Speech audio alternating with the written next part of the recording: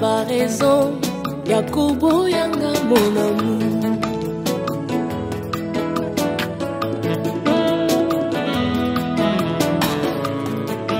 Awa oye kokwela ngai ya moyebanga malamu na boyilo biokosielanga makambo ebele ebele tempo otika ngai.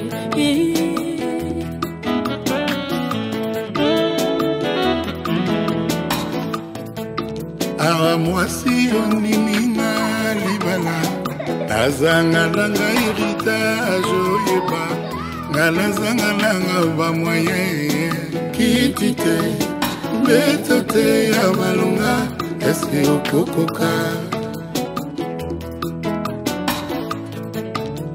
soki olingaka na yo ndako ya baminda nazangalanga garanti ondola ngai nafutelaka mwa bikoke maite kurante eske okokoka. Mon chéri, ata ozangi nakoki koboya yo te, c'est jusqu'à la mort. Je te jure.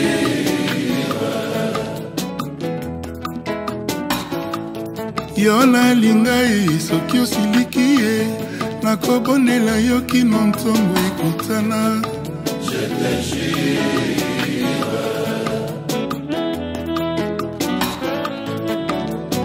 Misala ekomi mpasi di ata mai nakotekama ata pusu nakokuma makolo mpona yo badi sheri aye. Misala ekomi mpasi di ata porteur nakokoma nanga ata sireur nakosire nasungaka yo mwasi nangai aye aye. Ibala tanga mingi te nasala bakompisi yanga diplome si ya libala doktora nanga ya kovanda malamu na libala. Nazali na mbongo mingi te kimbundi pepa uni sheri nakobunda bolingo basombaka te na mosolo. Chérie, fais le choix de ton cœur. Ah mon chéri, ata ozangi nakoki koboya yo te, c'est jusqu'à la mort. Je te jure.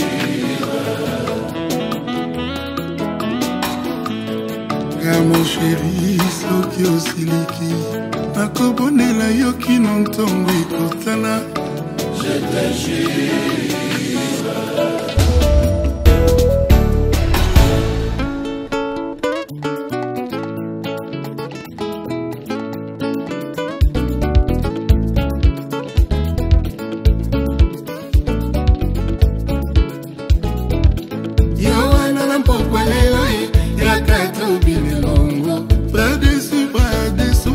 Kinshasa tembesila ya ya na Paris sangwe koma oh oh.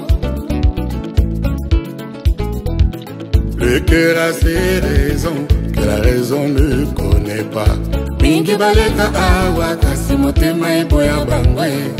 Mingi baleka awa kasi motema itinanga kutute nalinga bango. Apona seyo chéri okoma wanga napona seyo buzu etosala foyer aina yebakate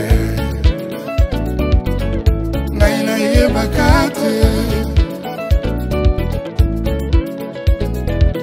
Le cœur a ses raisons que la raison ne connaît pas. Mingi baleka awa kasi motema eboya bangwe. Mingi baleka awa kasi motema itinanga kutute nalinga bango. Napona seyo chéri okoma wanga napona seyo buzu ekosala foyer aina yebakate naina yebakate naina yebakate. Bamama basemeki ngayo naponi mobile nanga nalingi ye makambo na biso bokota te.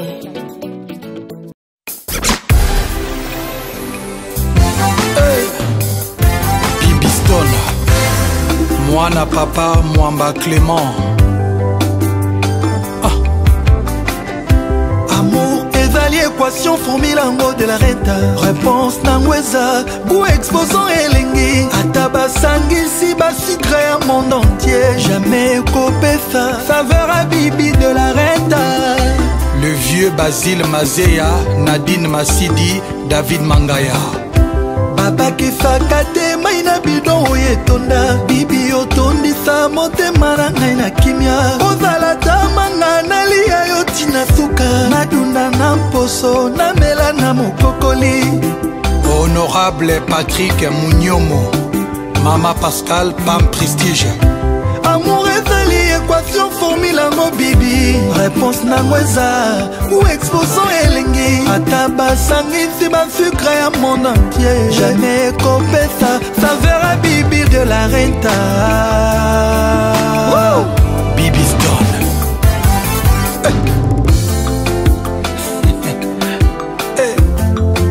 Karaboy. Nakokanga sentiment nanga ndenge nini ye ngai.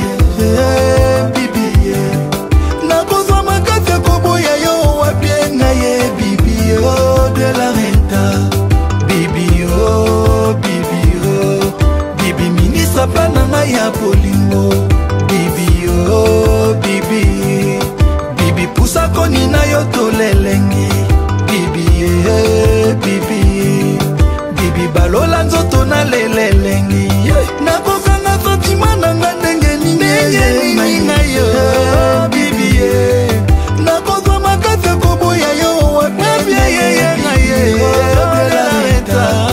Bibi oh, bibi oh, bibi ministre plananga ya bolingo ma. Bibi oh, bibi bibi pusa koni na yo tolelengi malili magaze. Bibi, bibi balola nzoto na lelelengi malengi makasi. Oh bibi de la renta. Fanny et Corinne Beya. Nzambe change ngata groupe sanguin na ngai yokoma bibi de la renta. Bibi bibi bibi Stone bibi bibi pusa koni na yo tolelengi. Bibi olobisi ngaki akanga kwekonda.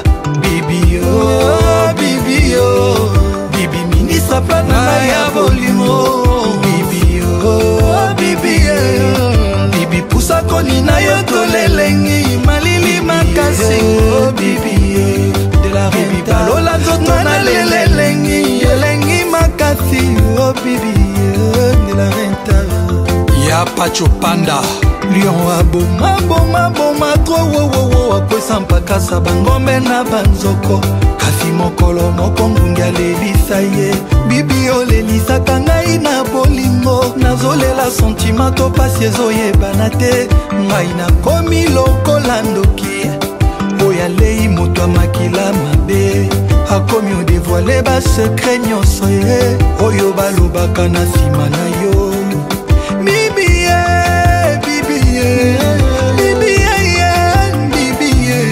bibi na luli en anglais na français tina lembi. Bibi oh bibi bibi obimisinga maya miso nelengi. Bibi oh bibi oh bibi bibi ministre plananga ya bolima. Bibi oh bibi bibi pusa koni na yo tolelengi malili makasi. Oh bibi bibi balola nzoto na lelelengi malili makasi. Bibi nakokanga sentiment nanga ndenge nini ngai.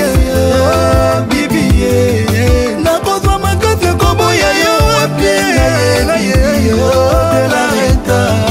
Bibi oh bibi bibi ministre plananga ya bolingo ma. Bibi oh bibi mama Fontana. Bibi pusa koni na yo tolelengi molili magaze. Bibi bibi balola nzoto na lelelengi elengi makasi. Mama Cindy Fontana na marraine Jamali Iris. Oh bibi de la renta.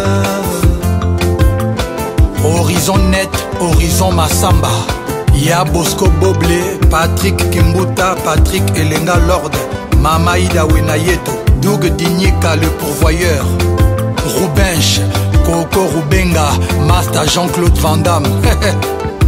Hey, Kagaboy, Bisso Kagaboy.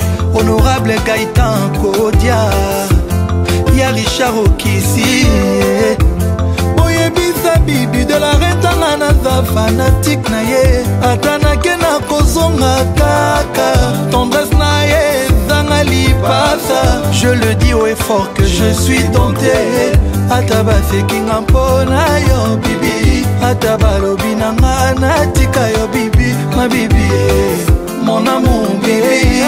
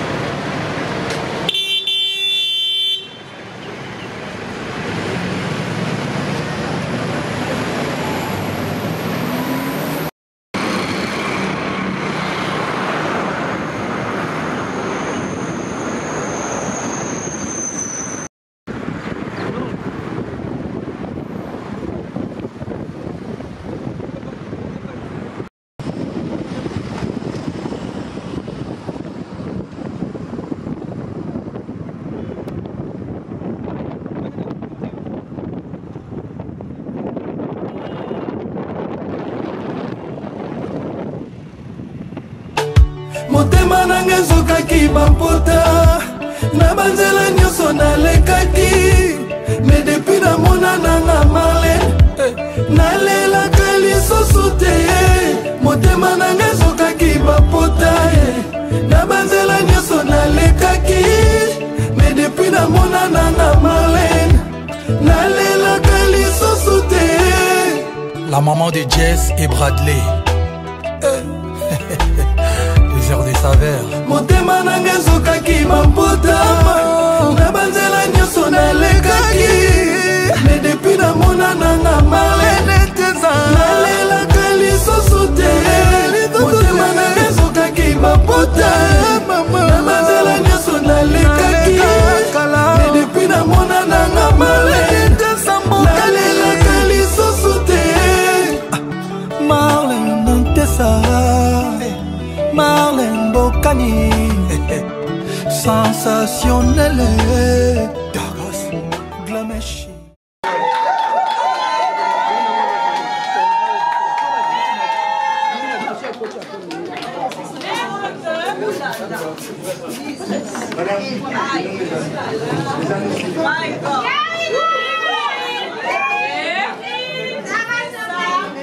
Monsieur Obia, je les avais déjà avertis.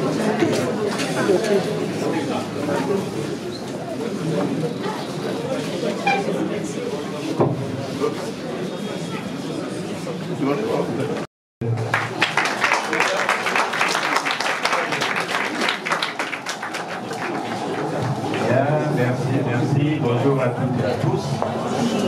Je vous prie de prendre place tout en vous souhaitant la bienvenue ici à la mairie de Pointe-Noire.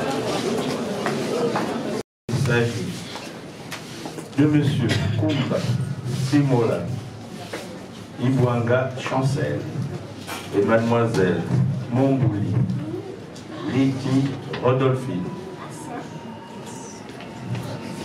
Le couple a choisi pour témoin de l'époux, le couple Kumba. Et M. Olvia Bonaventure. Voilà. Tout le monde est dans la salle. Tranquillement, on peut célébrer ces 2 ans. La loi 073/84 du 17 octobre 1984 portant code de la famille. Tout est inscrit. Et pour que ce mariage soit reconnu par la loi, il doit réunir des conditions. Se faire enregistrer ici à la mairie, ça a été fait. Par rapport à ces 2 mariages. Et jusqu'à ce jour, la mairie n'a enregistré aucune opposition. Personne ne s'oppose par rapport à ces 2 unions. Sauf si dans la salle, il y a un doigt qui se manifeste pour dire « je m'oppose ». Et dans la salle, quelqu'un s'oppose. souvent on doit bouger là. Bas la terre. Voilà. Enfin, les dernières conditions, la dernière, ce sont les chefs de famille qui vont répondre. Monsieur Théodia. C'était 50 000. Mais pourquoi quand on donne là, les gens toujours aiment se cacher? On va maintenant compter là devant moi. 1, 2, 10, 20, jusqu'à 7. Bon, prenez place. Nous donnons la établisse entre une union légale. Je venais tout à l'heure de vous citer la loi. Union légale et durable. Le mariage, c'est toujours, ça doit s'inscrire dans la durée. On ne se marie pas aujourd'hui samedi 15 juillet, pour divorcer le mardi 18 juillet. Non. Le mariage doit s'inscrire dans la durée. Ça crée un climat de sécurité, de sérénité. Dans les effets, à partir de ce jour, 15 juillet 2023, les deux couples, quand vous allez apposer vos 4 signatures, tout va vous engager à partir de ce jour. Tout va vous engager. Comme on dit, compteur à zéro, tout démarre. C'est votre acte de naissance de votre vie conjugale. Donc, vous êtes né aujourd'hui de façon conjugale. Donc, votre acte de naissance vous consacre aujourd'hui, 15 juillet 2023. Donc, à partir de ce jour, tout ce qui s'est passé avant, on efface le tableau. Dans les effets et la dissolution. Je disais que tout à l'heure, le mariage est un contrat. Tout contrat peut être rompu. Dans le cas du mariage, c'est 2 cas. Pour qu'il n'y ait plus mariage, le premier cas, c'est le passage obligé de nous tous, c'est le décès de l'un des conjoints. Quand un des conjoints, monsieur ou madame, un décède, automatiquement il n'y a plus mariage. Et la partie qui vit, peu après son deuil, recontracter un autre mariage, ce mariage sera légal. Donc, premier cas de rupture de contrat de mariage, où il n'y a plus mariage, c'est le décès de l'un des conjoints. Deuxième cas, ce que je ne souhaite pas pour les deux couples, c'est le divorce. Quand il y a divorce, il n'y a plus mariage, le contrat de mariage, par le divorce. Et là, c'est le tribunal qui prononce le divorce. Le maire, lui, ne fait que marier, il ne prononce pas de divorce. C'est le tribunal qui estime que pour telle ou telle raison, le couple ne peut plus vivre ensemble. Et là, le juge prononce le divorce. Voilà la définition du mariage chez nous, au Congo, selon l'article 127 de notre code de la famille. Quand on est marié, tout faire pour partager la même maison. Une fois marié, il n'y a pas un vit à gauche, un autre à droite, non, vous devez partager le même toit. C'est une obligation. Si pour des raisons professionnelles, un est appelé à aller travailler ailleurs, tout faire qu'il y ait un regroupement familial, le rapprochement des époux. Et ça sécurise aussi la vie du couple. Quand on est éparpillé, ça fragilise la vie du couple. C'est pour ça qu'on fait tout pour que, une fois marié, le couple puisse partager le même toit. Respect et affection. Le mari, tout le temps, doit apporter du respect et de l'affection à l'endroit de son épouse, comme l'épouse aussi, tout le temps doit apporter du respect et de l'affection à l'endroit de son mari. C'est toujours dans les deux sens. Mariage à sens unique, non. L'amour, c'est la suite logique de l'article 166. Mais là, il nous parle de la fidélité, secours et assistance. Fidélité, c'est un gros mot. Fidélité, ça concerne monsieur et madame. Le maire ne vous oblige pas d'être fidèle. La fidélité, ça doit venir de vous-même, c'est votre choix, c'est votre liberté. Voilà. Quelque chose que vous désirez, c'est votre volonté. Personne ne vous impose. Quand on vous impose, vous finirez un moment par tricher. Donc ça doit être un désir, une volonté. Voilà. Je vais être fidèle à mon engagement, je vais être fidèle à ma femme, je vais être fidèle à mon époux. Ça doit sortir de vous-même. Personne ne va vous imposer. Ça ne doit pas être une obligation, une prison. Donc vous devez prendre ça, voilà, avec hauteur. Voilà, là aussi, on nous parle du secours, de l'aide et l'assistance. Tout le temps, apporter du secours, de l'aide et de l'assistance à l'endroit de sa femme, du secours, de l'aide et de l'assistance à l'endroit de son mari. L'assistance de la part de son partenaire ou de sa partenaire. C'est là on vérifie, on teste la solidité de l'amour, la solidité du couple.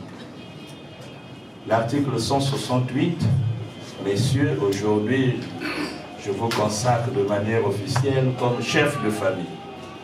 Vous êtes à c'est moi le boss, je rends compte à personne. Non. Vous avez beaucoup d'obligations à l'endroit de votre famille.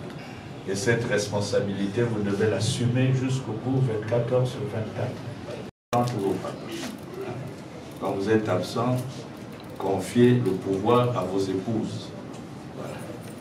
Et derrière vous, ce sont vos épouses qui dirigeront la maison et vous rendront compte à votre retour de tout ce qui s'est passé. Donc, ça doit être clair dans vos têtes. La famille, les époux, je dis bien les époux, donc monsieur et madame, contribuent aux charges de la famille à proportion de leurs facultés respectives, c'est-à-dire en fonction de ce que vous gagnez, ce que vous possédez. Pas d'autres revenus flous, obscurs, de ce que vous gagnez à la sueur de votre fonds.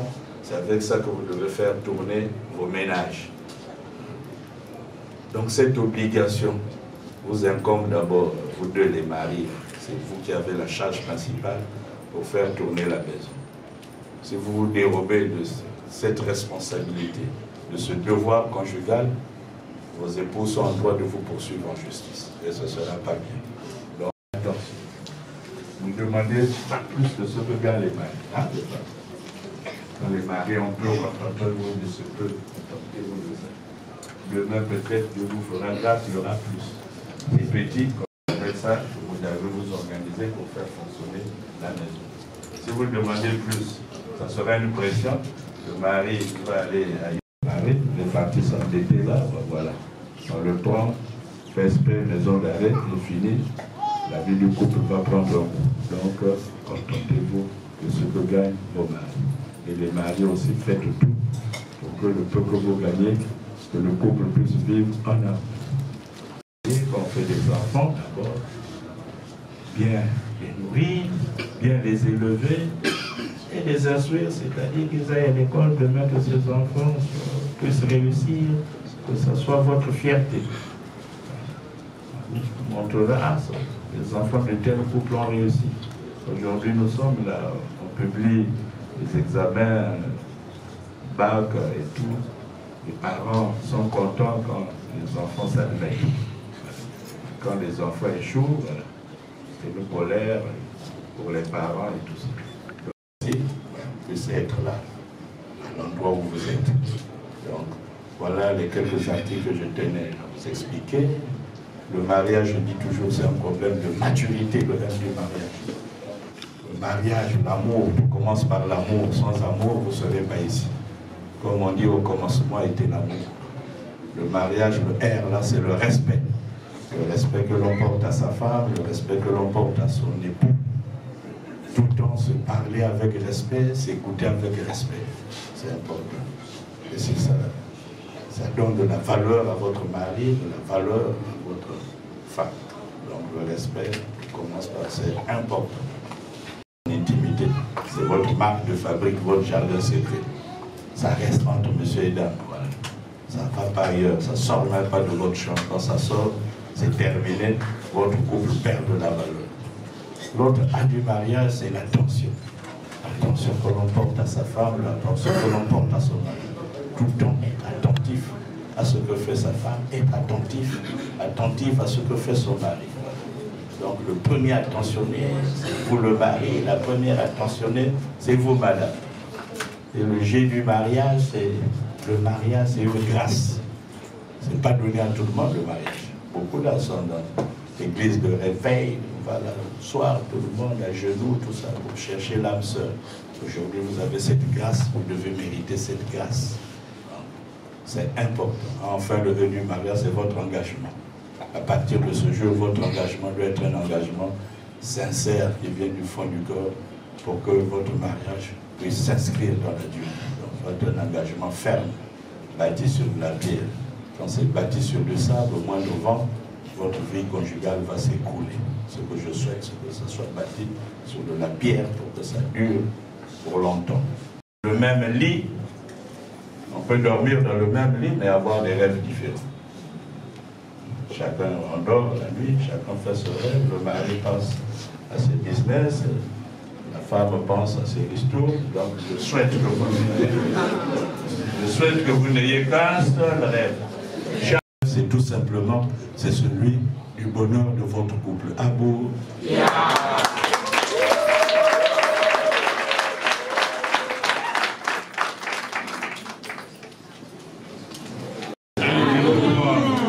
Pour épouse, mademoiselle Mombouli, ici, Rodolphine, ici présente. Oui, je le veux.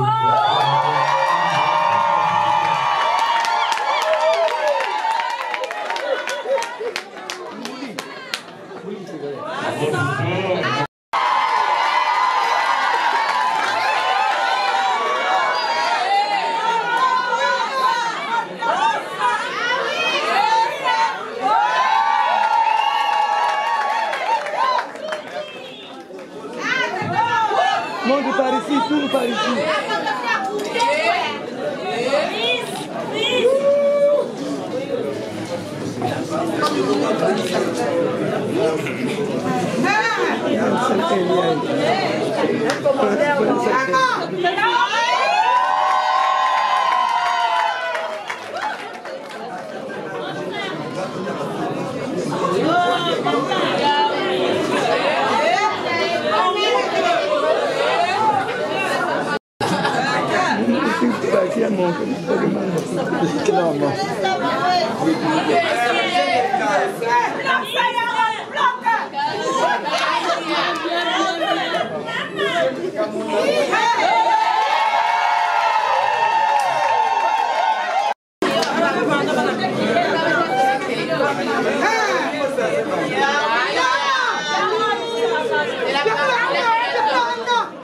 Suivez Chancel et Rodolphine sur la base du consentement, en vertu des pouvoirs qui m'ont été conférés et au nom de la loi, je vous déclare unis par le mariage.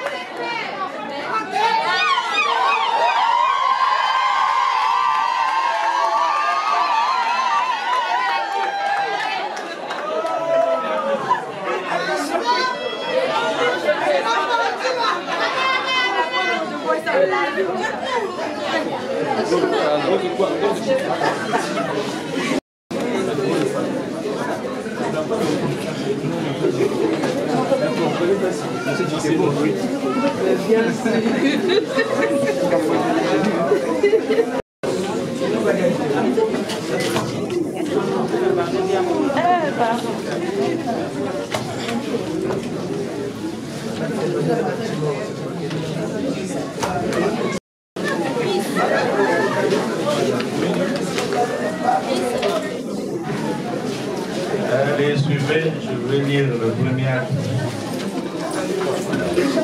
du couple Ntiba. Le 15 juillet 2023, par de Renaud facilitation de Ntiba, Ngouloubi Christophe et de Moïcha. Voilà. Et mademoiselle Kodia Moussouda, parfaite, Dovi. Aussi étudiante et de Koundi Soumou Sylvie. Sur notre interpellation, les futurs époux ont déclaré l'un après l'autre vouloir se prendre pour mari et femme, et nous avons prononcé au nom de la loi qu'ils sont tenus par le mariage légal en présence de Noko qui a reconnu le papa. Voilà. Le couple a choisi pour témoin de l'époux, le couple Tibanda Kabulo, témoin de l'épouse, le couple Bukaka Imambe. Qui lecture faite, nous avons signé le présent acte avec les époux, les témoins et les chefs de famille. Merci. Les futurs époux déclarent expressément opté pour la monogamie, se marier sous le régime de la communauté de Dia. Monsieur Tiba, pouvez-vous nous confirmer que vous avez de vous-même choisi la monogamie? On ne vous a pas obligé, hein? Vous allez vouloir à Dieu. Non, on m'a pas obligé, c'est mon choix. Ah, votre choix. Finissez de bloquer Zengue. Oui. C'est le meilleur choix. Ah, c'est le meilleur choix.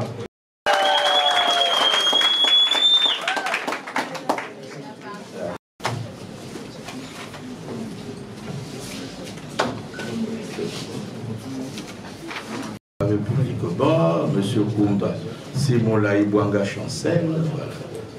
Il est congolais, c'est un agent commercial, fils de Koumba Simola Alphonse et de Itumona Léa et mademoiselle Mombouli, Liki, Rodolphine. Voilà. Elle est assistante des ressources humaines congolaises.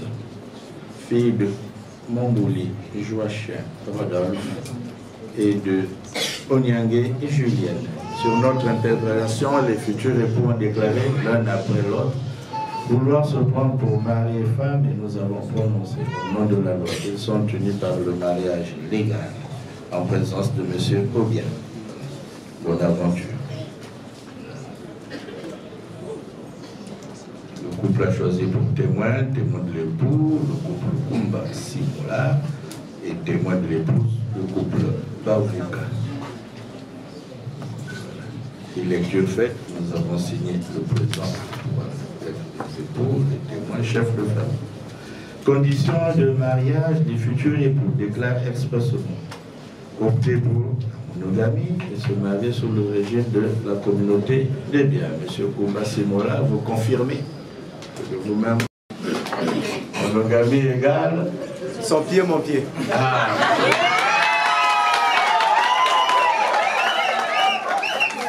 Ok, allez. S'il vous plaît.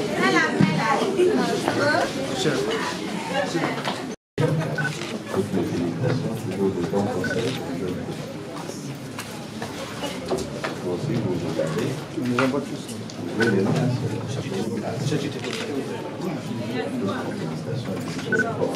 Tout le monde sort.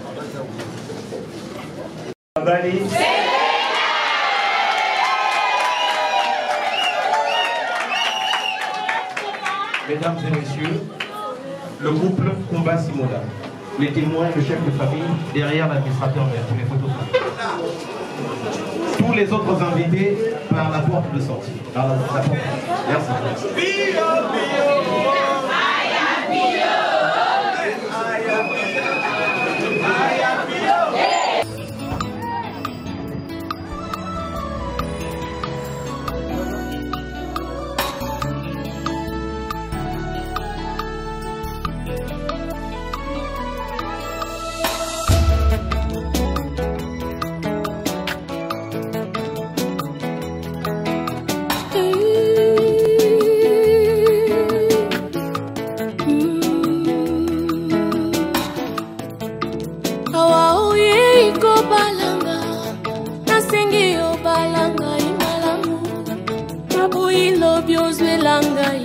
Raison, Yakobo Yanga mon amour.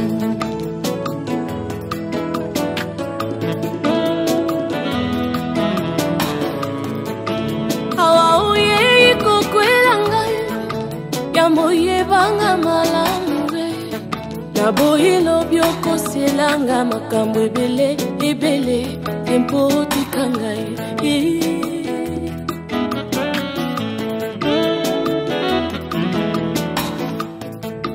Awa mwasi onininga libala nazanga langa héritage oyeba nga nazanga langa bamoye kitite beto te ya balonga eske okokoka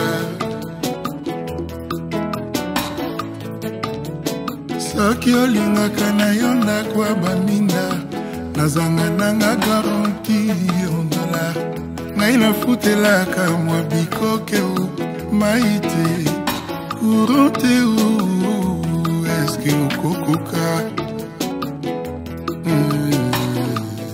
Ah mon chéri, ata ozangi nakoki koboya yo te, c'est jusqu'à la mort.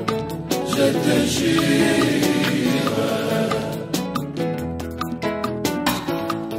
yo nalinga ye soki osiliki ye nakobondela yo kino ntongo ekutana. Je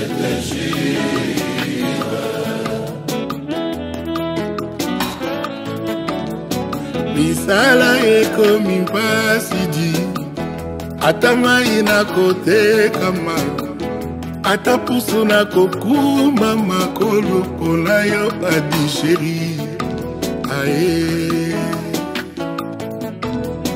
misala ekomi mpasidi ata porteur na kokoma nanga ata sireur na kosire na sungaka yo e mwasi nanga aye aye ibala tanga mingi te asala bakompisi yanga diplome si ya libala doktora nanga ya kovanda malamu na libala nazali na mbongo mingi te kimbundi pepa umi sheri na kobunda bolingo basombaka te na mosolo chéri fais le choix de ton cœur ah mon chéri ata ozangi nakoki koboya yo te c'est jusqu'à la mort je te jure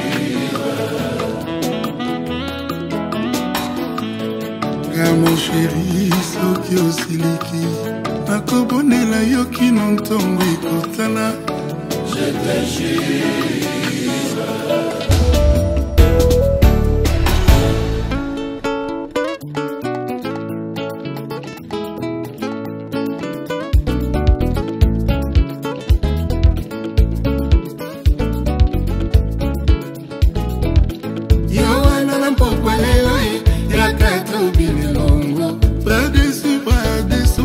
Kinshasa tembesila ya ya na Paris sans retour oh oh le cœur a ses raisons que la raison ne connaît pas mingi baleka awa kasi motema eboya bangwe mingi baleka awa kasi motema etinanga kutute nalinga bango apona seyo chéri napona se yo buzu etosala foye ngai nayebaka te ngai nayebaka te le cœur a ses raisons que la raison ne connaît pas mingi baleka awa kasi motema eboya bangwe mingi baleka awa kasi motema etinanga kutu te nalinga bango napona se yo chéri okoma wanga napona se yo buzu ekosala foye ngai nayebaka te ngai nayebaka te ngai nayebaka te bamama basemeki ngai oyo naponi mobali na ngai nalingi ye makambo na biso bokota te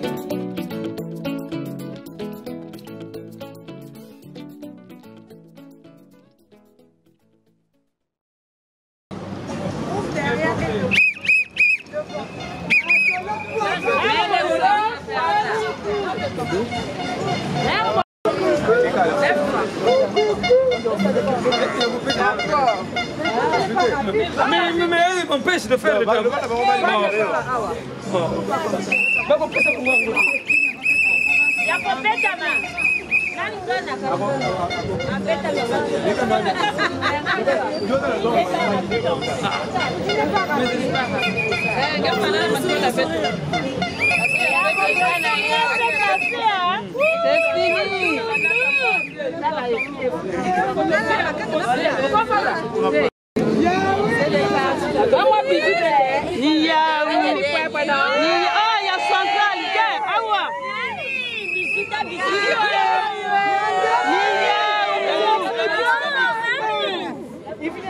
C'est pour toi-même. Il y a pas provisoire avec le chef.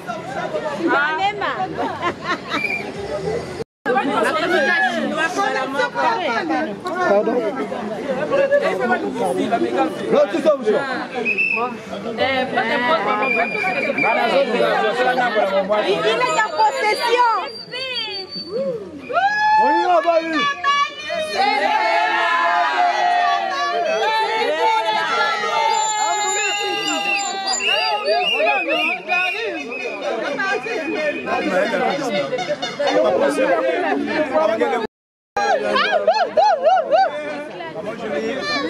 Bagizanga aja lokola ablanga. Le maman où c'est ça? Arrête Toboga.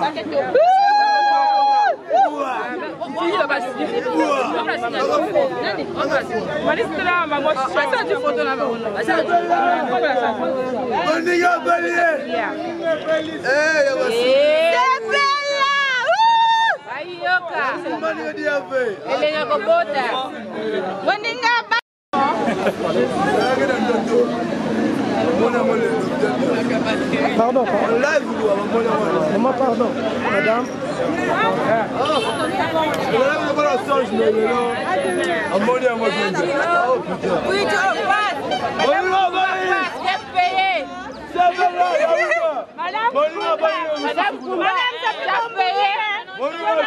Madame Koumba, ça fait. Il y a ma collègue, on fait, pardon, la bénédiction. Ici, là, il y a la bénédiction. Attendez. Parce que ma mariée est plus grand. On est à marier, c'est bien. C'est bon? Oui, c'est bon.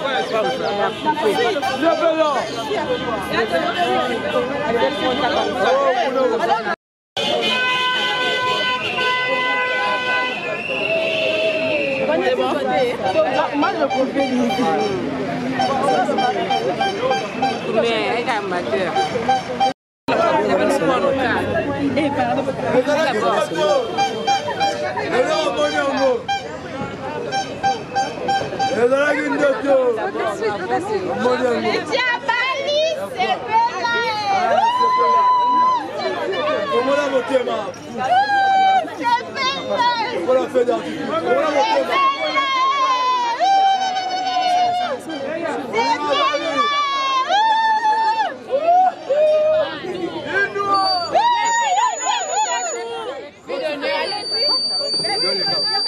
Ouais, Narcisse. Bientôt.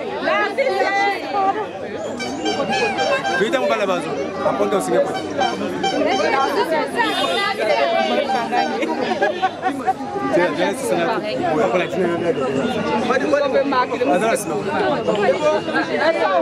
Okay. All right. What is it? Quite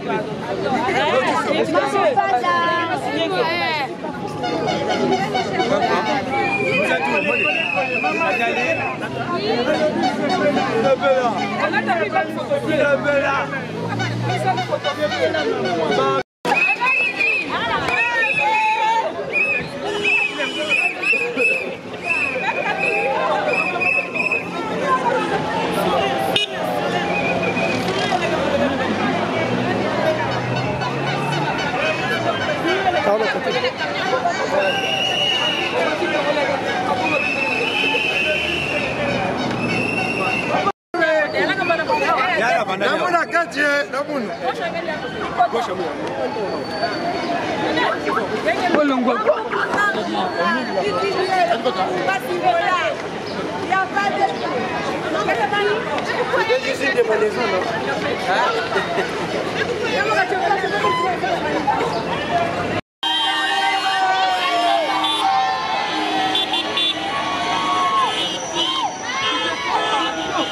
Katou le petit katou. On pose à bien boyer.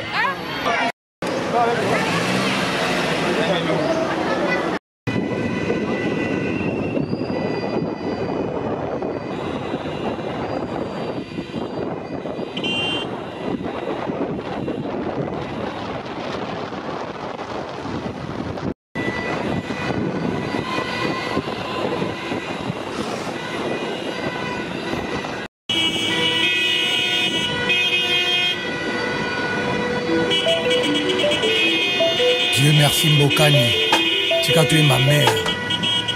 Marlène Tessa, mwana mama Fifi Owambe, Bernard Loae. Motema nanga ezokaki bampota na banzela nyonso nalekaki me depuis namona nanga Marlène nalelaka lisusu te. Motema nanga ezokaki bampota na banzela nyonso nalekaki me depuis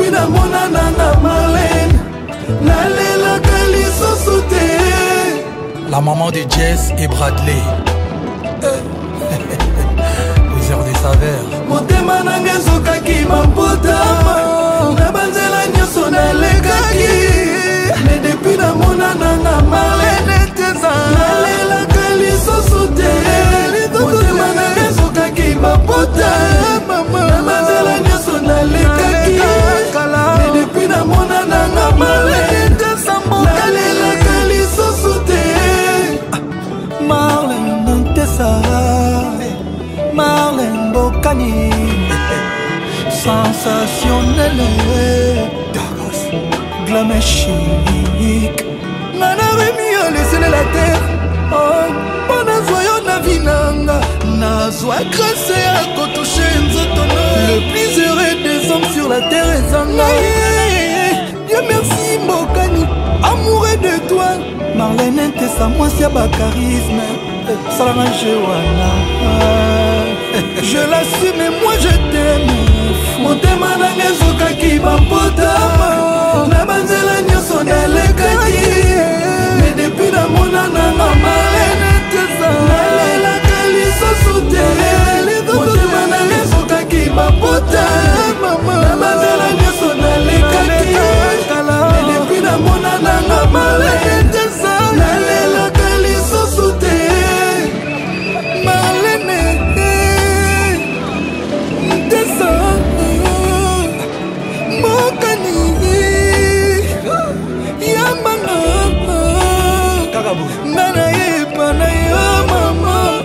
c'est seulement toi que j'ai choisi pour rien au monde je pourrais te laisser Marlène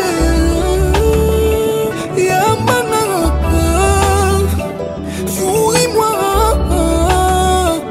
ensemble toi et moi on fait parler le monde motema nanga ezokaki bampotama na banzela nyonso nalekaki mais depuis namona nanga Marlène teza nalelaka lisusu te motema nanga ezokaki bampotama na banzela nyonso nalekaki mais depuis namona nanga Marlène teza nalelaka lisusu te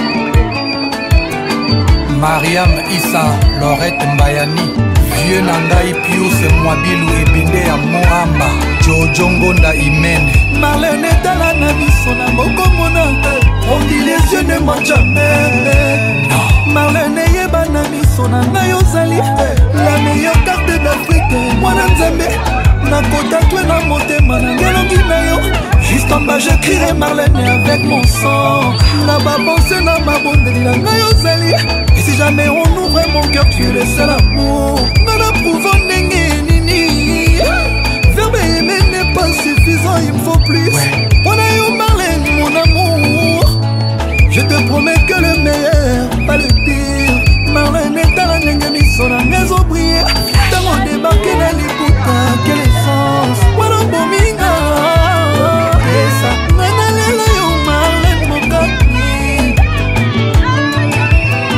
Carla et Virginia Platius Lucie Aziza je mettrai ta photo na Tour Eiffel et je t'agrée Marlène je t'aime na Arc de Triomphe Marlène était sa mokani na moko la plus belle femme africaine de Monaco chérie nana comme fidèle dévouée à toi Marlène nana comme posé heureux grâce à toi pour la soirée lelo laisse-toi aller nous n'avons mis bana chérie na bolovo ndenga bajoko chérie romantique tamisé pétale na bougie mon amour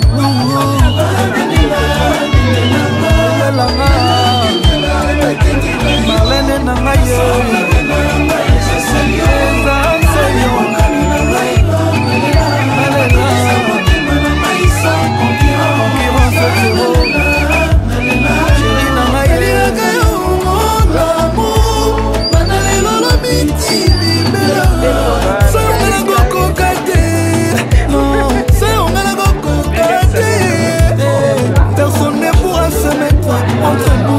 chaque jour na senga kanzambe Dieu merci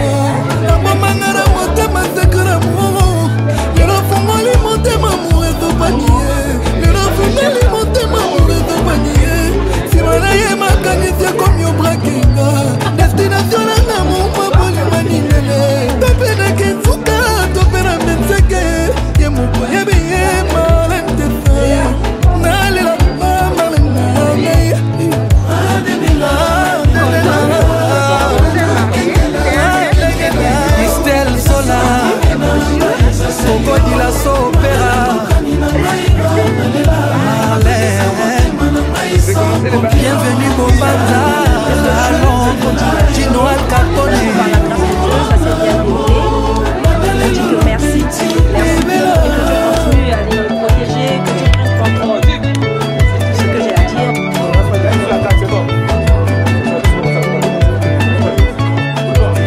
Eric Monga, Jean-Serge Sita, le vieux Sylvain Goma Batler, Misère Nganga, Syria Kobili, mon colonel Nono Botens, président Gino Bokana, Papi Massamba Sambale, Tony Pembe le Grand Boa, Xavier Lungwana, magistrat Chamala, Guindi et Solution, Olivier Kamanzi, Yassifa Safi. Il y a Jean-Marie Molato, Jordan Joe Black, Tyson, Feli, encore et toujours, honorable Cédric Chizainga, Pélaginga Lima, colonel Zagouli Chantal Mabaya, Cédric et Ghislaine Singhi, Billy Doma le Baoba, Baptiste Batanga. C'est pas que tu es la belle-sœur. Il a un